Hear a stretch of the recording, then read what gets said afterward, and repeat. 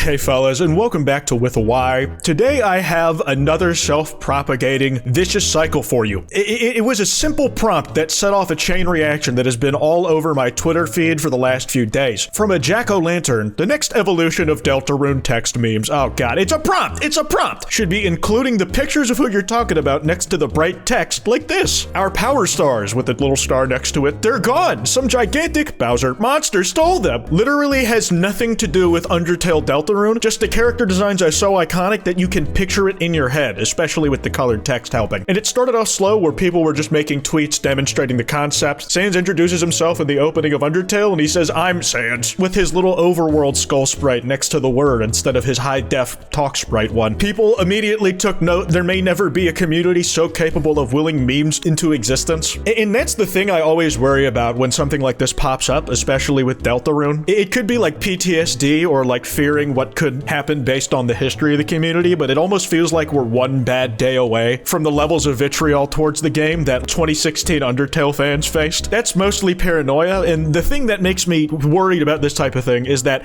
usually when you try to force a joke, it doesn't work out all the time. And I'm happy to say that at least so far, a few days in, I've been able to consistently giggle at these things and they've reinvented themselves enough times for me to enjoy the joke more than once. That said, don't ever fucking do this again. I bet money that Quite is about to make a video on these. I fucking hate that guy. I've not known that prick Quite to do anything like this. I don't even think he's made a dedicated Deltarune video on his main channel. It almost feels like they're talking about me, which in that case, Golden's Flowers, I don't know much about you other than you show up on my Twitter feed every now and then. If you're calling me Quite, don't fucking ever do that again. The name is with a Y, and you don't understand how painful it was because I didn't look this up or anything. I'm just so deep in these trenches mining the Deltarune community for content that this shit ended up on my Twitter feed naturally via algorithm. Do you know how fucking unenjoyable that was to be referred to as that? I hate Quite with more passion than a being made out of flesh and meat is ever capable of experiencing. And if you fuck this up again, when I get my hands on you, which I will, I'm going to turn your insides into your outsides. Quite put me in your video. Don't call me that shit, dude. No, very quickly, these devolved into characters being able to see the text boxes themselves. Uh-oh.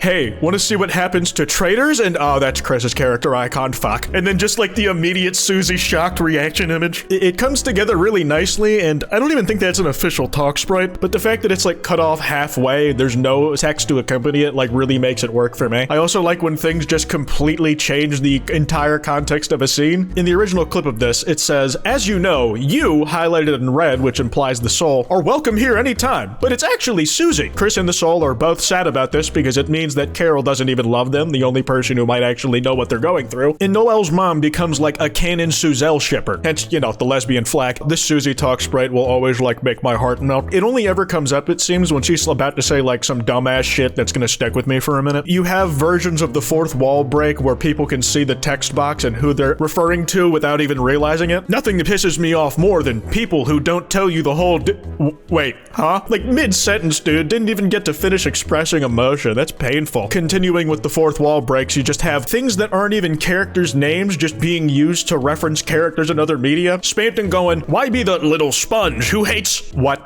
What is that? Just the implication that SpongeBob is so terrifying, a guy like Spampton is even caught off guard by him. I feel like a lot of the ones that I was gravitating to were these fourth wall breaks. This one didn't get as much love, but Deltarune Timer, 122 days, name face edition. We're next to the U in that Carol scene. Deltarune wants to use your camera, man. It's gonna squish a little 8x8 pixel rendition of whatever your camera can take into that area no matter what. Obviously, the shippers had to do one for this. From the words of the prophecy, love finds its way to the girl?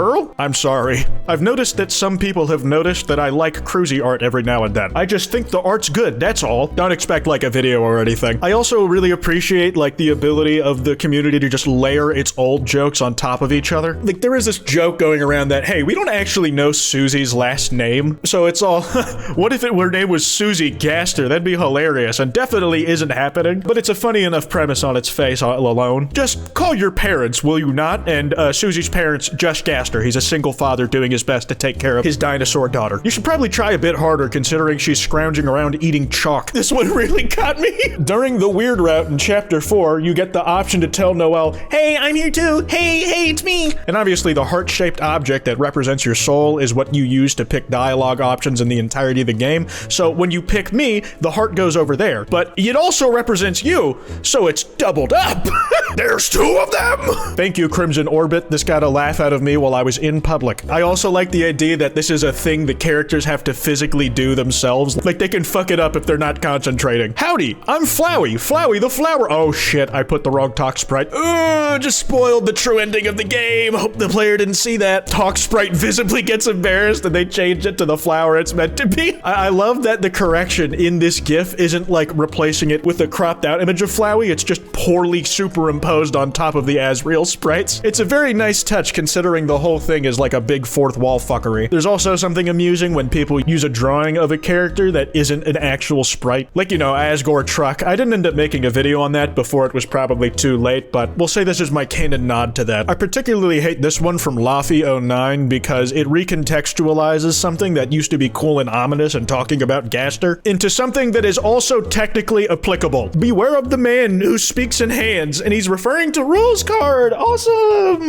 My favorite character. The reason this works is because Rules Card, if you guys didn't know, is the only character in all of Deltarune with animated talk sprites, and the animations are all in the hands he uses to gesture when he's saying stuff. It's not used for anybody else thus far, and even kind of looks like Gaster in the sprite, minus the face crack. And I hate it. I hate you. Okay, this one from Clone is just stuffed full of references, which I gotta appreciate. Let me like give you an example post for some context to this first though. You guys know that the Deltarune and Undertale fandom loves to create characters based off completely just benign sentences and misinterpreting them on purpose because we can't read, where you interpret "you dirty brother killer" not as you being the killer of his brother, but rather dirty brother is the name of his brother. They've done that for basically every word in some pieces of dialogue. They literally use the K, you actually know Jack great, and then made a bunch of alternate versions of the main cast for it. I'm just a fan of this one in particular because the Ribbit mod gets mentioned. Okay, this one from ND1539 is one that, if this was actually a feature in the game, I could see this being a bit that would be well executed. My brother, Sans! Wait, where is he? There's just a space where his face is supposed to go. I forgot to show up for the thingy. Could you redo that line? Fine.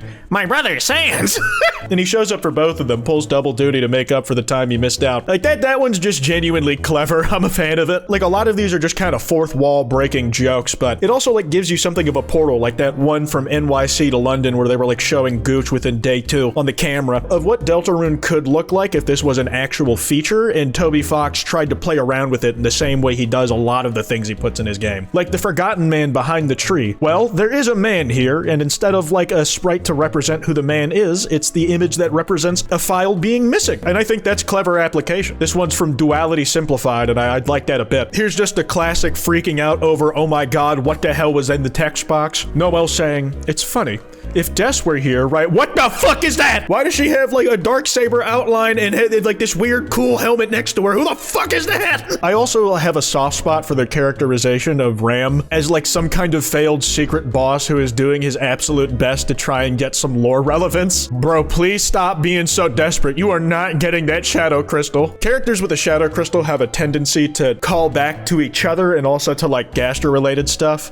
Like he's just crafting his dialogue in order to maximize his chances. He's talking like I title YouTube videos in order to like try and get the most boost in the algorithm. Freedom's just a penumbra phantasm for big shots about the world revolving. Just put the plug in your face, big dog. That's enough. Human, I remember your Moving on quickly. I don't think you need an explanation for that one. It's like the same joke in different contexts, but there is just something funny each time about like a character freaking out when they're surprised by something in their speech that apparently has important, like, hey, maybe things took a weird route right now. Wait, what the fuck was that? That's for baby bones. Wait, who the fuck is that? A throwback to the original King of Snowgrave, where Snowgrave now has a character icon. You gotta love it. It's a classic. A version of the prophecy with the Papyrus Knight theory etched into its very walls. Knuckles? Hello, can I speak to Goku? And let's end on one more Ribbit reference. I'll always be here whenever you, in all caps, need— Wait, who was that? It was a friend you could have made in a different lifetime, I'll say. Not this one, no. Anyways, that's all I got. That kwytebox email's in the description below if you want to send me any video topics. Anyways, piss off.